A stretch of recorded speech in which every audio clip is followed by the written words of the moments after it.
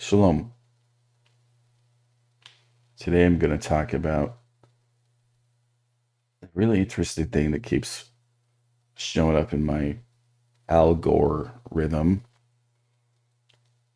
And I originally posted here in Gab a week ago that originally it was two separate videos that popped up on my feed.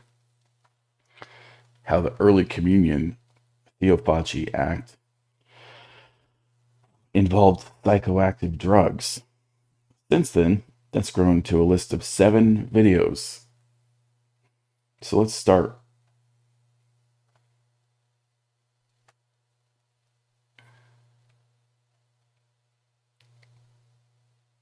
That's not the right video. Lundic is interesting, though. In the hesychastic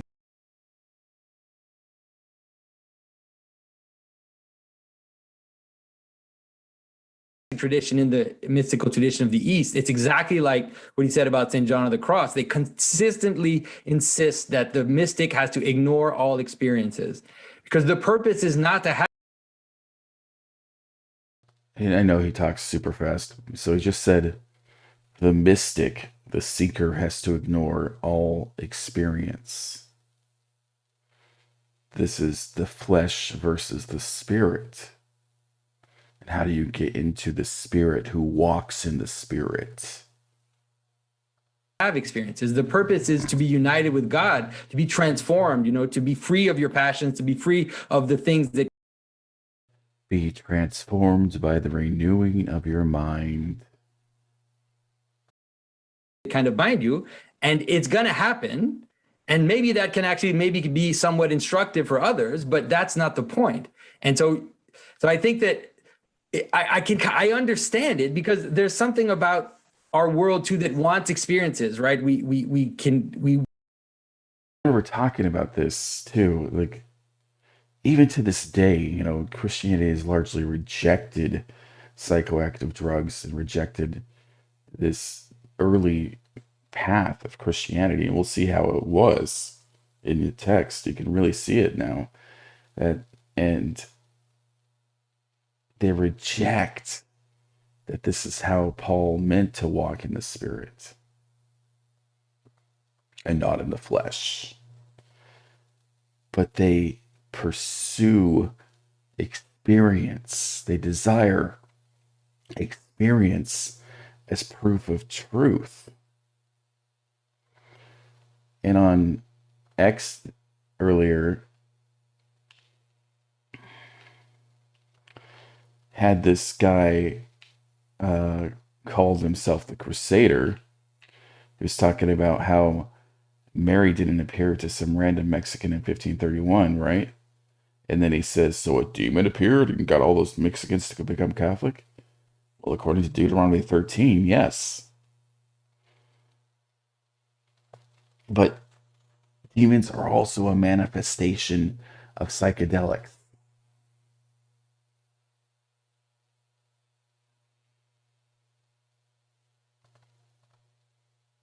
Want to have these exciting or very kind of exciting experiences, but the real purpose is to be transformed, which is why someone is willing to be martyred, or someone is like, that has nothing to do with like having a really great mystical experiences. There's something about, it really is about the transformation of the person into the image of Christ, let's say. Jonathan, is it true? I'm curious, in the Eastern traditions, I don't know as well, but in the West, certainly the mystics all talk about God actively stripping these things away. So even something like the great contentment I get in the beginning of my relationship with God, my sense of consolation, to use Ignatius' term, God will take that away because I'm not meant to fall in love with the consolation. I'm meant to fall in love with God. So I'm not meant to fall in love with the mystical experience or with the vision or whatever. I'm meant to fall in love with God. And so God actively, John of the Cross will talk about the dark night of the soul, and that's really what he means. It's not a psychological state. It's God actively taking away these experiences because there's. I think what they meant was the coming down off of the high of the psychedelic. If you are pursuing Jehovah alone, he will reveal this to you. And I asked him, like, am I pursuing the truth by rejecting the New Testament? And I heard, do you want experience or do you want truth? And obviously I want truth. I don't want experience because my heart is deceitful above all things. Why would I want to pursue experience? Something else that we're really talking about. In the Eastern tradition, the highest point is absence of all image and thought. Right. Yeah. Right. That you actually don't have any. There's no imagination. There's no thought. There's nothing. There's only this kind of pure presence and this pure light, let's say, that kind of gathers you into God. So it is, and they constantly say the same thing. They say all these experiences, let them go. You got to drop them. Don't become a guru and, kind of teach out of your little mystical insight, but rather just drop it and keep going up the ladder, let's say. Well, right. I mean, I'm very wary of the idea that like the communion cup, the origins are in some kind of psychedelic experience. I mean, trust me, it's never happened to me. I've been going to Mass since I was a kid, because the reality of it is other than that. I mean, even if there was, present reality is not that.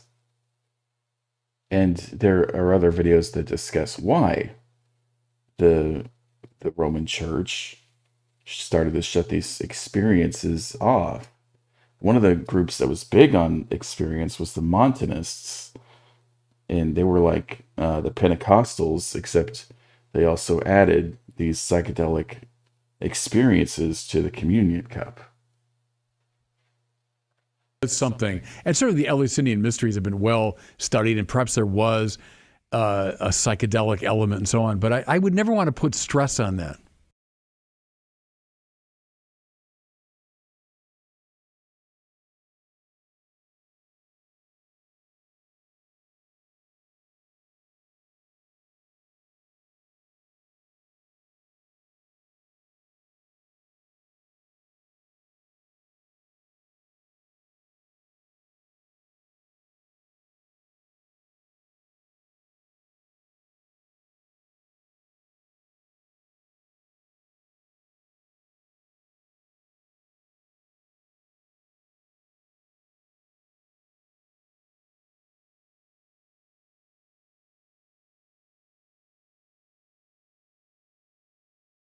Forever cleanse them of inappropriate sexual desire and deliver them to Christ.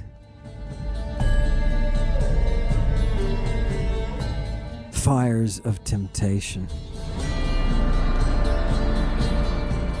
Contemporary Roman Christians knew of this ritual as applying, quote, the fires of temptation. It was a devastatingly difficult indoctrination meant to rescue the damned. And can you imagine the whole reason to support pedastry is because you think you're rescuing the damned?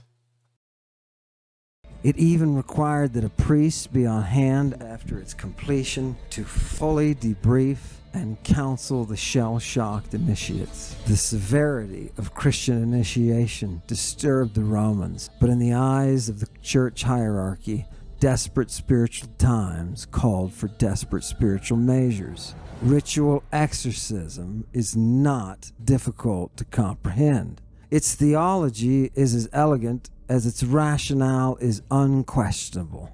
In the mind of the Christian priest, the world is full of demons, and these demons have a peculiar affinity for naive, spiritually pure, pre-pubertal boys. Tertullian wrote in Apologeticus about the belief that Christians possessed a fiery breath that was able to send demons out of the bodies of the possessed. He says that demons flee to the touch of Christians or their breath. This fits the historical context well when we consider that Cyril of Jerusalem, one of the greatest advocates of ritual sodomy, wrote in the pro-catechesis and mystagogical catechesis about the process of breathing or blowing upon young, nude, oiled boys. That's why this is hard to listen to. Like this really happened. This is the history of Christianity. Getting high and performing pederasty. Be earnest, he says, in submitting to the exorcisms. If you are blown upon and exorcised, the process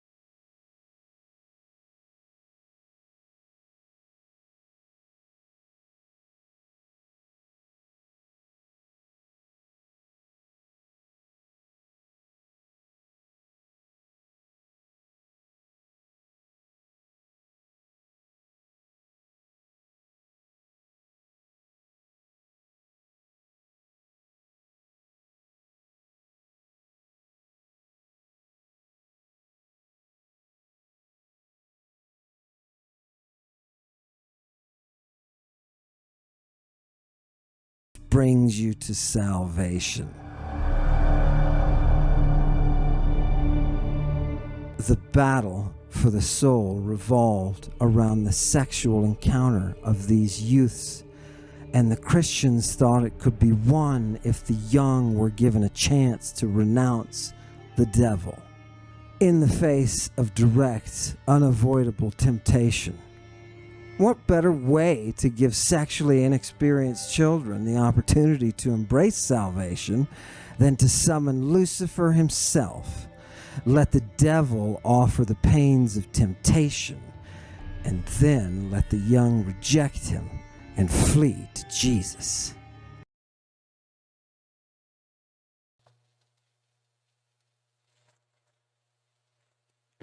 Man, these people are wicked.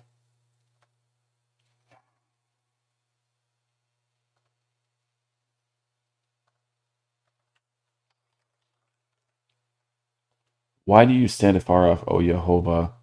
Why do you hide yourself in times of stress? In his lofty pride, the wicked hotly pursues the afflicted. Not only do they hot pursue them, they bring the affliction to them. Let them be caught in the thoughts which they have devised. For the wicked boast of his soul's desire. The greedy man curses and spurns Jehovah. The wicked in the haughtiness of his countenance does not seek him. All his thoughts are, there is no God. And you think, well, they believe in God and in his son. No. Look at what it says. All his thoughts are, there is no God. So even though they're declaring this, their actions and their thoughts are saying there is no God. His ways prosper at all times. Your judgments are on high out of his sight. As for all of his adversaries, he snorts at them. He says in his heart, I will not be shaken.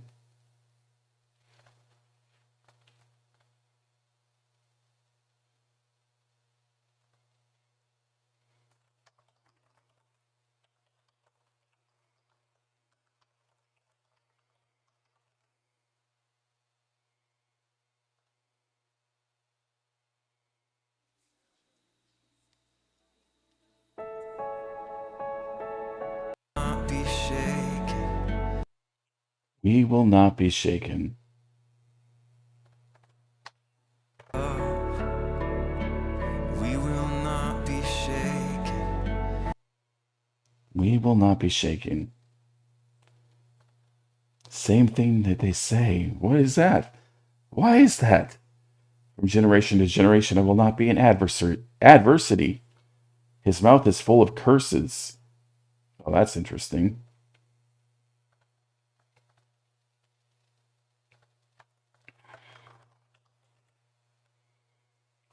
I marvel at you so quickly deserting him who called you by the grace of Christ for a different gospel, which is really not another, only there are some who are disturbing you and want to distort the gospel of Christ. But even if we or an angel from heaven should proclaim to you a gospel contrary to the gospel we have proclaimed to you, let him be accursed.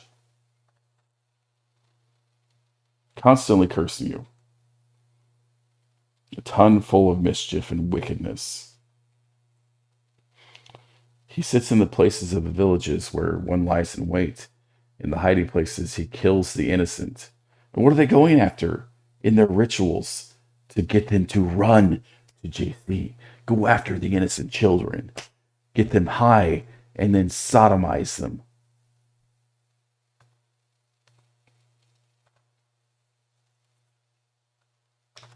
Which part of human history are you studying? Right. So that's the way to phrase it. So it's my 12-year search for the hard scientific data for the ritual use of psychedelics in classical antiquity. So we're talking about amongst the ancient Greeks and Romans and the Paleo-Christians. So the generations that would give birth to the largest religion the world's ever known, Christianity today with 2.5 billion people. The big question for me is, were psychedelics actually involved? There was a lot written about this in the 60s, John Marco Allegro. The book that I follow was published in 1978, before I was born, The Road to Eleusis, by Gordon Wasson, who we talked about already, Albert Hofmann, who famously discovers LSD or synthesizes it from ergot, and Carl Ruck, who is still a professor of classics at Boston University, the only surviving member of that renegade trio, and now 85 years old. So psychedelics in classical antiquity? And the answer would almost invariably come back no. I'm talking to, in addition to Pat, he put me in touch with Hans-Peter Stika in Germany, Tanya Valamotti in Greece, Assunta Florenzano in Italy. I went all over the place asking one question and getting the same answer back time and again. And so the book is essentially my search for that data and the eventual uncovering of two what I think are key pieces of data. One data point shows the ritual use of a psychedelic beer in classical antiquity in Iberia, what today is Spain, and the other shows what looks like a kind of psychedelic wine just outside Pompeii from the 1st century AD, at the right place, at the right time, when the earliest Christians were showing up in Italy. Do you think maybe this is the quote unquote new wine? The new wine?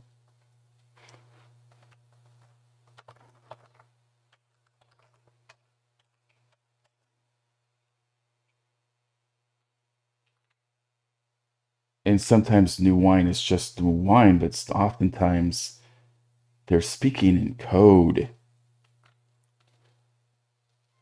So Hosea says in chapter 4, harlotry, wine, and new wine. See, he has them separate. Wine and the new wine take away the heart of wisdom. Hosea 7:14. And they do not cry out to me in their heart when they wail on their beds for the sake of grain and new wine. They gather together as sojourners and depart from me. Hosea 9. The threshing floor and wine press will not feed them, which is what? The bread and the wine, the communion cup. And the new wine will deceive them.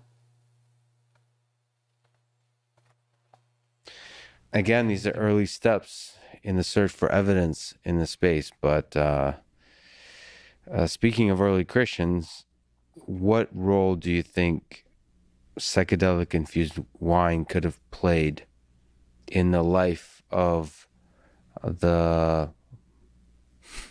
I won't be clever, in the life of Jesus Christ? I've been saying recently that, and I hope this doesn't sound obscurantist, but I think it's impossible to understand Jesus and the birth of Christianity in the absence of ancient Greek. And I'll give you a very specific example of why I think that's the case. Interesting. You can read the entire New Testament in ancient Greek, and not once will you ever find a reference to alcohol, because there was no word in ancient Greek for alcohol. Mm-hmm. The way the word sounds, alkol, it's Semitic. It comes from the Arabic. Kahla means to enliven or refresh. It probably comes from kohl, K-O-H-L, sort of these powdered metallics that were used in alchemical experiments and cosmetics. So again, that's much later in time when we're using alchemy, distillation, etc. In the 1st century AD, the power of wine wasn't necessarily tied to alcohol. Right, fermented grapes, the way we think about wine today. So Pat McGovern found some of that early organic data for wine being mixed with beer and with mead. But if you look at the literature from the 1st century AD, Dioscorides, for example, he writes this massive treatise at the exact same time the Gospels are being written. And Dioscorides, in just one of his books, talks about 56 detailed recipes for spiking wine with all kinds of things like salvia and hellebore and frankincense and myrrh, these spiced perfumes, but also more dangerous things like henbane and... What did they, quote unquote, wise men from Babylon bring to him? Frankincense and myrrh. That's surely just a coincidence, right? mandrake, which he says in Greek can be fatal with just one cupful. And in book 474 of his Materia Medica, he talks about black nightshade producing fantasias ou aedais, not unpleasant visions. What today we would say is psychedelic. So just looking at the literature and the kind of literature that even most classicists, I didn't really learn it in undergrad, I came across Dioscorides later, but just a basic look at the literature supports what McGovern has been testing, which is the fact that wine was routinely mixed with different compounds. It's fascinating, by the way, that language affects our conception of the tools we use to understand the world. So you can see wine, you can see psychedelics, if they're not called drugs, you can maybe reframe how you see them in terms of their role in on us thinking about the world, understanding the world. That's really interesting that language has that power. But what language was used to understand wine at the time? So we're talking about a Greek-speaking world, right? Yes. So, Jesus is born and does his public ministry in the Holy Land, but think about the early church. Think about where the church takes root. Paul, the greatest evangelist of the time, writes basically half the New Testament. He's writing letters in Greek to Greek speakers in places like Corinth in Greece, or Philippi, a defunct city that's just north of the island of Thassos. Or he's writing to folks in what today is Turkey, the Colossians, the Galatians. He writes letters to the Romans. These are Greek speakers in these pockets, these Hellenic pockets all around the ancient Mediterranean. And for them, again, ignore Dioscorides, ignore Pat McGovern's work. To them, to think about wine was to think about a mixed potion. And so the word oinos in ancient Greek does show up in the New Testament, but there was another word to describe wine, and it exists for like 1,000 years before, during, and after the life of Jesus. The word used for wine is pharmakon, which obviously gives us the word pharmacy. It means drug. So in Greek, a Greek speaker would actually use the word drug to refer to wine. Ruth Skodel, the classicist, talks about this as a ritualistic formula. They understood wine as this compound beverage, a drug against grief, a medicinal elixir that could either harm or heal, or just maybe a sacrament to put you in touch with wine gods old and new. Clearly, religion and myth, but religion very much so has sort of much like dreams, has like an imagery component. Like you're kind of going outside the visual constraints of physical space, where you kind of have very specific conceptions of what things look like, and you kind of use your imagination to stretch beyond the world as we know it. Things that are, try to get in touch with things that are more real than real. What role do these tools, do these pharmacons have in trying? Years ago, I discussed how Ellen Pagel talked about the Book of Revelation before the Book of Revelation, that it originally started out as a work of Jewish apocalypse. And you think about that in terms of how often the Book of Revelation warns against the Jews that call themselves Jews that aren't. That's the Christians. And it's interesting the Christians use that against the Jews. But it's also interesting, it talks about pharmakeia, which is this new wine, the communion cup. But then a Christian author came along. He stole this work and interjected the idol into it.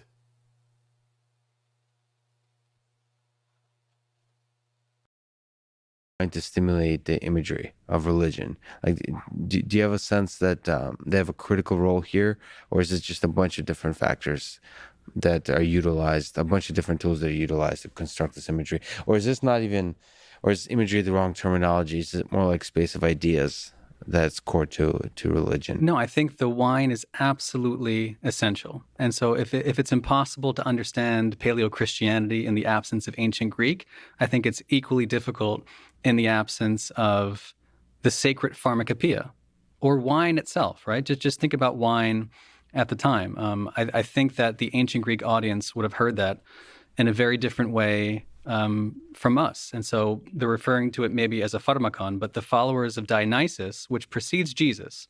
And in some cases, the story of Jesus is kind of a recapitulation of the mysteries of Dionysus. But when you think about Dionysus, it's interesting recently how angry many of them got over the Olympics showing Dionysus, and that's who it was. It wasn't JC at this communion table sharing bread and wine. It wasn't JC, it was Dionysus. but they saw it and saw the idol, because John explicitly connects Dionysus and JC, turning the water into wine.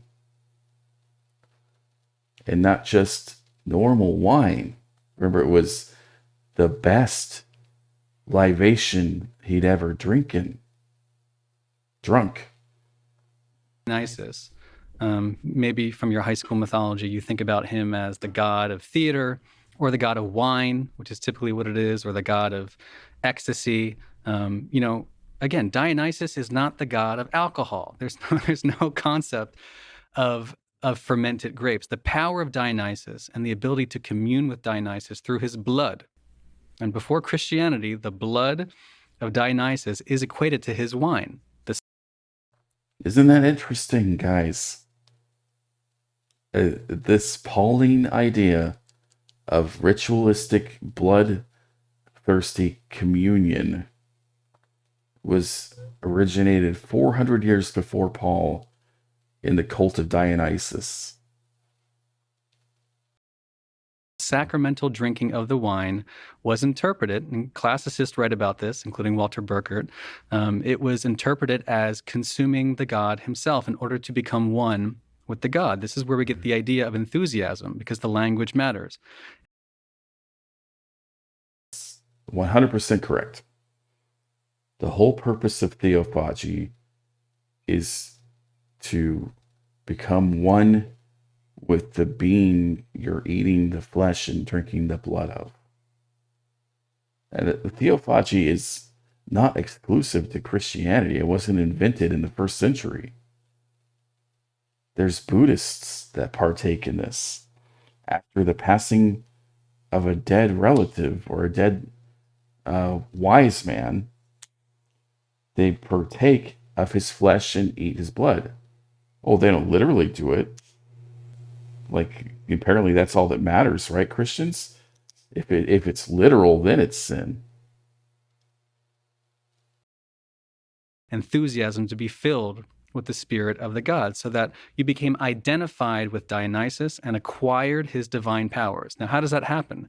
Again, he's not the god of alcohol. He is the god of wine, but he's really the god of madness and delirium and frenzy. And his principal followers are women. They're called the Maenads. I find that so fascinating. Remember, just a few weeks ago, I was talking about this, how the woman is so often used in these mystery cults because of the woman's heavier reliance on experience and emotion. These are the foundations of a woman's mind. And this is not a negative. It just has to be balanced with a man. Because a man is more foundationally founded in reason and logic, in what we can see. But the woman goes to the garden, and the gardener, Nahash, says, does it really matter what you put in your mouth? And the woman has this experience and then shares it with the men. And then the men come and partake of the woman's cup. And the way they get in touch with him is through the consumption of this sacramental wine. Even at the theater of Dionysus, separate from his outdoor churches, there was a wine served there called drima.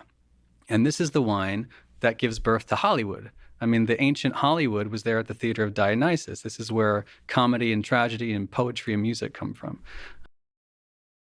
This short video just has so much gold. I mean, the other origin of Hollywood, and Hollywood was made by the Jews. And I'm not above criticizing either one. The Judaism has problems, the Talmud being chief among them. The Jews made Hollywood. What is a holly tree? Where does this word come from?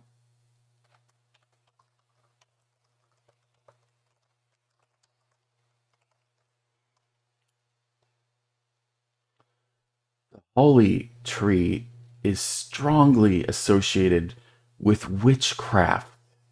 Like, why are they doing that? You think they didn't know that they didn't do it on purpose?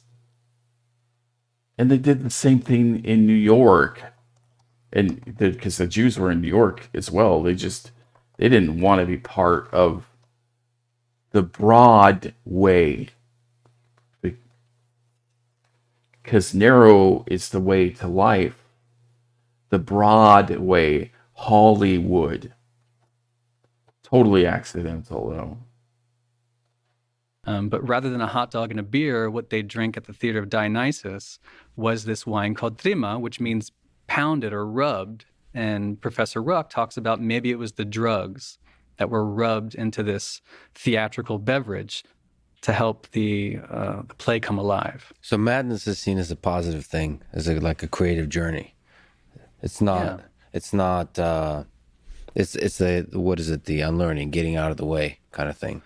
Is that how it's seen, or is it more like entertaining escape from life that is suffering? I gotta inject a little modern Dostoevsky into the old. Existential despair. Maybe it's a bit of that. We can't say that there wasn't recreational drinking happening. Yeah. The Greeks also had the symposium, right? And they also were just getting hammered in some cases. Yeah. But when it comes to the rites of Dionysus, what you see there is the creation of these states of awareness in which, again, you identify with the god to become the god. There's theophagy. There's the consumption of divinity in order to become divinity. Right back to how we started the conversation, right? So if we stop conceiving of God as something exterior to us, but that the mystery of being itself is the mystery of your being, and the mystery. The appeal to mystery. The woman riding the dragon. The Joe Rogan Experience. This one has some language that some of you might want to skip. Was that there was this transference, like the Eucharist eventually became a placebo. Do you think that what do you think it was initially? Do you think it was a psychedelic mushroom? So that's Allegro certainly thought that, right? Right. John Marco Allegro, author of The Sacred Mushroom and the Scroll. So he releases that book in 1970, and he claims that Christianity is the guise for a Near Eastern fertility cult. And I think it's very interesting, but there aren't many linguists who support the proposition. Right. There's a lot of people that disagree with him pretty heavily, right? I mean, from like a purely linguistic perspective, it's, to explain it briefly, so he says that... Did you read this, The Sacred Mushroom and the Cross? Yeah. Did you read it? Several times. Did you read the Dead Sea Scrolls and the Christian Myth as well? From Allegro. Yeah, that's the one that was... So the Catholic Church bought out the original one, right? And it was very difficult to get a hold of for the longest time. You had to buy copies of it. I've heard rumors to that effect, yes. Yeah, and then he comes out with the second book, the Dead Sea Scrolls and the Christian Myth. What did you, knowing as much as you know about language, like what did you feel like he made leaps? Did you feel like he made these connections that maybe were based on speculation?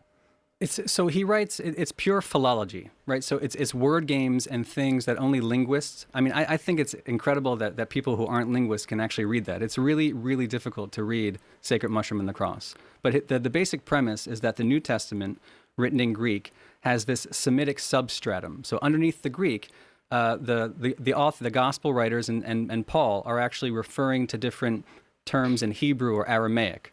And that these terms have in turn come from the Sumerian, which any linguist would say is a language isolate, that there is no real relationship between Sumerian and the Indo-European languages like Greek and the Semitic. So the premise of the argument is something that most linguists don't accept. However, and Carl Ruck has written the afterword to one of the editions you probably have of Sacred Mushroom and the Cross. And he gets into some complex theories about psycholinguistics and this interesting idea that just because they aren't related, there are certain words, certain names, certain vocabulary, like plant definitions, which would carry across the different languages. And I find that somewhat interesting. But when you dig into the words that Allegro was recreating, he places an asterisk actually next to these words because they can't be corroborated by the ancient texts. So some of these Sumerian words he straight up hypothesizes as existing, but they can't really be found in the existing tablets. So it's hard to correlate some of those meanings he draws down from the Sumerian. But that said, he makes very interesting claims. For example, like in 1 Corinthians 22, there's this interesting line where he says about we preach Christ crucified is a skandalon for the Jews and a folly for the Greeks. And skandalon in Greek means like a bolt or a snare, like a trap.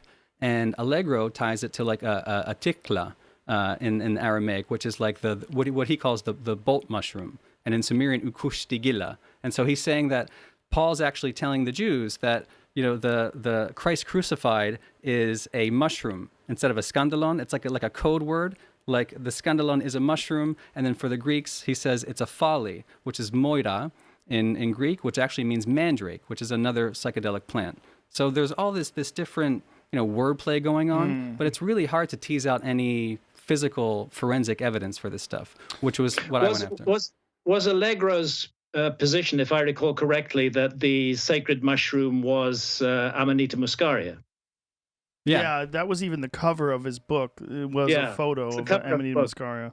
And that's where I think Allegro did amazing work, but that's one area where I have a problem with Amanita muscaria as the psychedelic of choice in early Christianity, because in shamanic cultures where Amanita muscaria is used, it's recognized that the mushroom is much more effective after it's been passed through a human body, or indeed through the body of a reindeer, and emerged in urine. And so those shamanistic cultures of Siberia use Amanita muscaria by drinking it in the urine of a shaman who has previously consumed the mushroom. And I don't see a lot of evidence for that in early Christianity. And it's why I like the work that Brian has done, looking at the really hard evidence for psychedelics in early Christianity, which are not in this case Amanita muscaria, if I'm correct, Brian. Isn't the speculation about Amanita muscaria that it's seasonable? It's seasonal.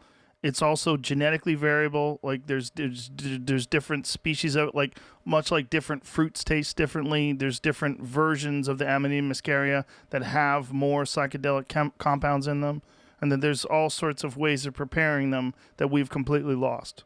Am I getting this wrong? 'Cause I've only had one Amanita muscaria experience, and it wasn't very convincing. Yeah, and this is often the case, but I'm told, I've not had the experience myself, but I'm told that if you can bear the idea of drinking the shaman's urine after he or she has consumed the Amanita muscaria, you will have a really powerful journey. Yeah, but you don't want a shaman just laughing hysterically after you drink his urine. Yes, absolutely. Like, the joke's on you, stupid. Yeah.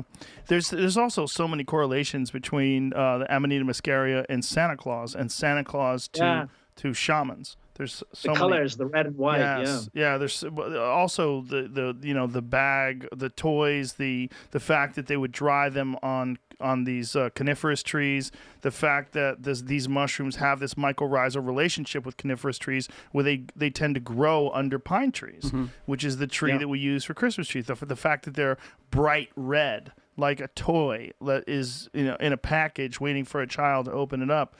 There's so many of these weird connections. The colors, the fact that reindeer are with Santa Claus, the fact these reindeer fly through the heavens. Yeah, I mean, and that caribou are notoriously attracted to Amanita muscaria mushrooms. In fact, people that have had psychedelic rituals and gone outside to urinate have talked about caribou knocking them over to try to get to their urine. And caribou are reindeer.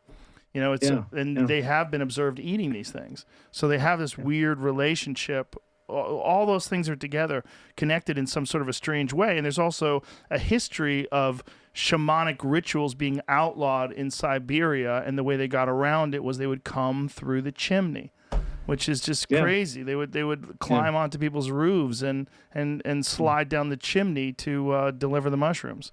It's just another example of the way that our culture takes an ancient historical truth and completely castrates it, and turns it into Santa Claus, whereas what we're actually dealing with are profound experiences in deeply altered states of consciousness. Well, it's all which this man pursues, but I don't think Jehovah wants you to. Remember, he tells Isaiah, "Come, let us reason together." How are you reasoning together if you're having useless visions?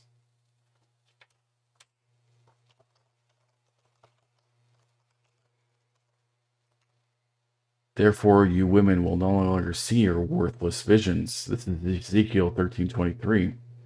Practice divination. And, when you really get to the heart of it, divination is also connected to pharmakeia, to getting high, to having visions. I will deliver my people out of your hands, and thus you will know that I am Jehovah.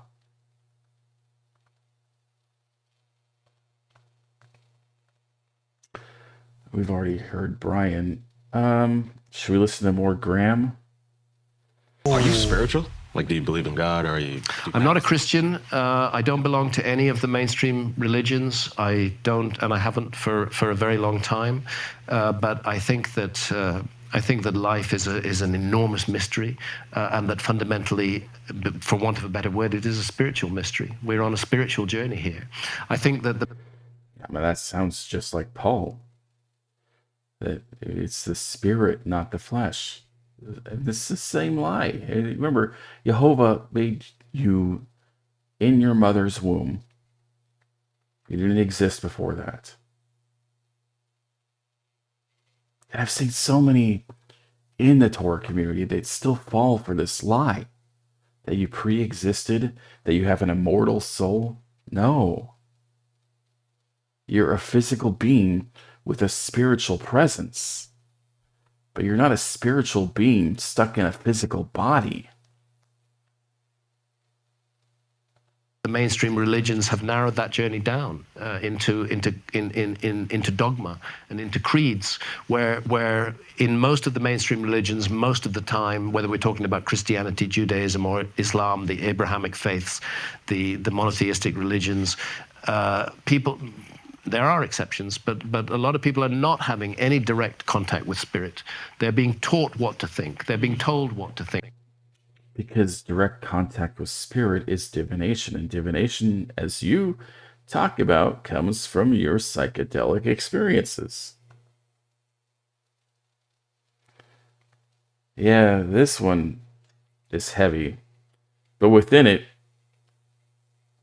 he talks about the early Christian experience.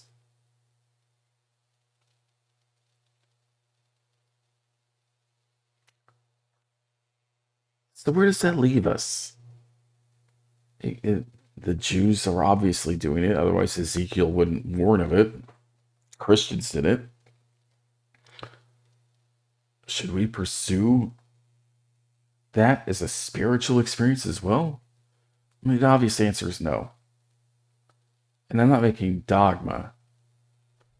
But how are you reasoning together with Jehovah if you're seeking experience, if you're pursuing worthless visions?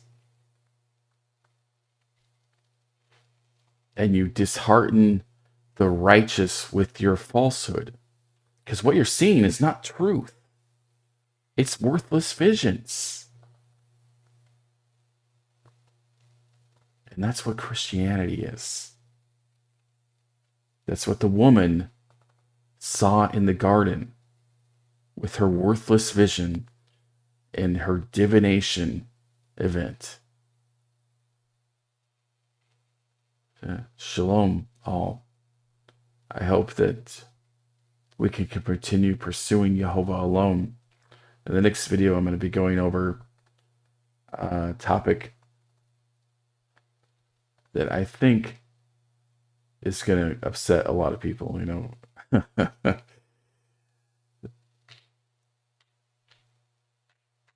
Oh, Brother Sam, showing him get high and how appropriate. Oh, where was that at? Yeah, so this is what I'm going to be talking about next time. How the Dead Sea Scrolls have differences between the Masoretic manuscripts. And how this is important too. What is the real Torah? Because Jeremiah says that the scribes, the people transcribing the Torah, had made it a lie. And he says in Jeremiah 7:20 that Jehovah did not instruct the people on burnt offerings and sacrifices, that they added that to the Torah. Both the Jews and the Christians hate this idea. They want an inspired text that was delivered to us without any sort of flaws. And even Jewish, like, they have these traditions of men. You know, well, the scribes, they count the characters when they copy the Torah. Well, if they did that, why does the Dead Sea Scrolls not match the Masoretic? And not just like a couple pages, like multiple manuscripts.